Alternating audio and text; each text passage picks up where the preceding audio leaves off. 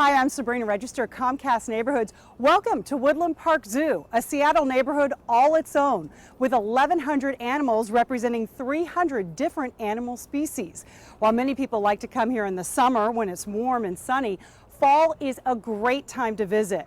Fewer crowds mean more up-close viewing.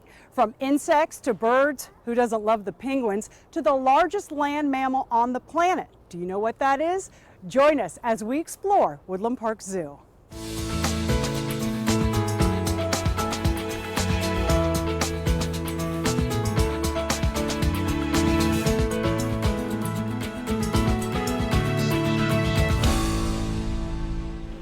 Stop for a minute. Do you feel it?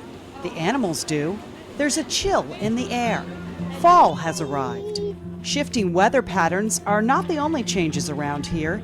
Woodland Park Zoo has changed some of its exhibits, giving the animals more space, the visitor a more memorable experience, and the environment a break.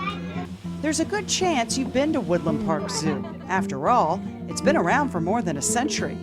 Now operated by the nonprofit Woodland Park Zoo Society, this is not your parent's zoo. Cages and tight quarters have been replaced by expanded exhibits. Penguins! You ready to eat?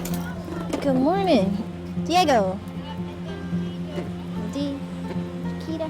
Penguin keeper Celine Pardo greets her babies in their relatively new and much improved surroundings. Dory. Grouchy. These Humboldt penguins come from a temperate climate. This exhibit reflects that, with shoreline cliffs, nesting burrows, rocky tide pools, and crashing waves. This particular exhibit is meant to immerse our visitors in the landscape of a particular place in Peru called Punta San Juan, or San Juan Point. Look at the penguin! And that's important, and that's where you'll find the largest colony of Humboldt penguins in Peru. Construction of the 17,000 square foot exhibit involved utilizing the Earth's natural resources in an innovative way. From top to bottom, from the land that the visitors stand on, all the way to the rooftop of the exhibit, we've incorporated various different features that conserve water. So for example, any water that's used in the exhibit goes right back either into the pool after it undergoes filtration, or it goes right back into the groundwater supply. Permeable concrete also helps direct water to the natural groundwater supply rather than the storm drains and sewers. Another feature we also use is the geothermal technology, and again that allows us to never have to heat and cool the pool. Typical groundwater supply temperature for this area is around 55 degrees Fahrenheit, and that's actually ideal for keeping and maintaining Humboldt penguins in zoos. The savings are nothing short of dramatic. The zoo is conserving 3 million gallons of water each year and 22,000 kilowatt hours of energy.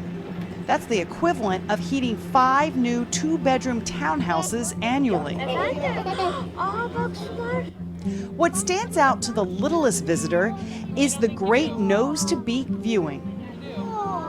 Gonzo bird! Back up, please. There are a few more mouths to feed these days, and we don't just mean the uninvited dinner guests. Basically, I just found an egg one day. You heard right. Despite all the changes the Humboldts had to adapt to, construction, wild birds, and whatnot, there was not one but 7 new hatchlings this year. It's pretty rare and pretty amazing that we would have the success breeding-wise that we have thus far. A feather in the zoo's cap for all of its efforts to ensure the survival of this endangered species.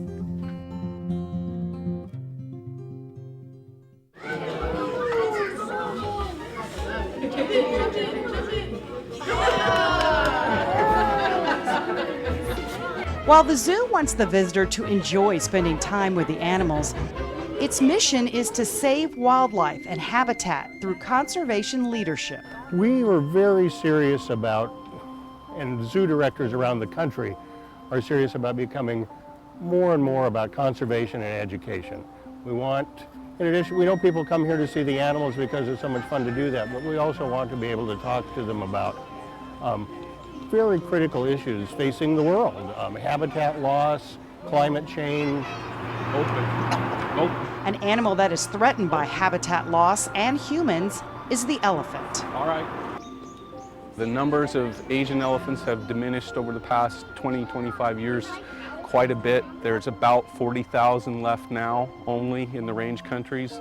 African elephants have been hit a little bit more dramatically over the past 20 to 25 years due to the fact that both sexes have ivory and tusks, and so the poaching has taken a big toll, and there's about 500,000 Africans left. Upchurch cares for the 3 elephants at the zoo. You can tell Watoto is the African elephant with the large ears and tusks. The 2 Asian elephants are Bamboo and Chai. Chai is still reproductively viable.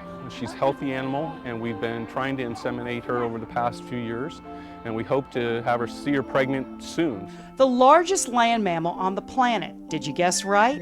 Eats a steady diet of hay, but keepers throw the pachyderms foods like broccoli for enrichment.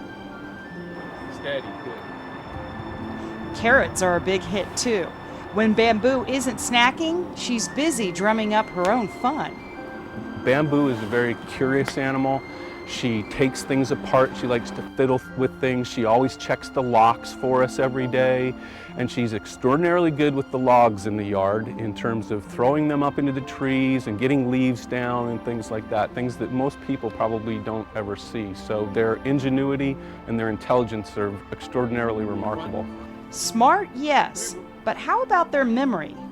I started my career here in 1984 and have worked around these elephants for quite a few years, although I have worked in a couple different facilities in the middle of coming back here as a curator. And those elephants still remember me from, the first days I worked with them. Good. Maybe elephants truly never forget.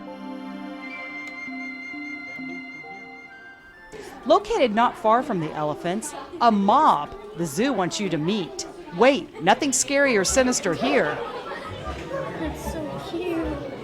It's a meerkat mob. These mammals from Africa are part of the mongoose family and travel in a group or mob for protection. Not only are they fun to watch, they're fascinating. Did you know they're partially immune to certain venoms, such as a scorpion sting? Be sure to set aside some time to view these cute and curious creatures. While there are so many animals to capture your attention, and maybe even your heart, the zoo is particularly proud of the animals you don't see here, the ones it has reintroduced into the wild. We have Partners for Wildlife conservation projects that we help support in 50 countries around the world, as well as in the Northwest. So we're involved in reintroducing to the wild some species that were near extinction, western pond turtles, silver spot butterflies. The problem with pond turtles is that when they're born and young, they are just about the right size for lunch for a bullfrog. And bullfrogs aren't native, but they prey on them. So we bring them here and we raise them to get them big enough so the bullfrog can't eat them. This past summer, in partnership with the Oregon Zoo and the Washington Department of Fish and Wildlife, Zoo Corps teams helped release 19 western pond turtles back into the wild at a wildlife refuge site in Pierce County. Dozens more were released on the Kitsap Peninsula and in the Columbia River Gorge. We had been down in the Northwest to 150 western pond turtles, and over the 19 years, 20, we've gotten the species up to a point where we think they're sustainable. Woodland Park Zoo sees more than 1 million visitors each year. They come to watch, to learn, and to experience. Ooh, let's go to the vet one. Oh yeah, and to have some fun. So check your map, plan your day, and be ready to discover. For Neighborhoods, I'm Sabrina Register.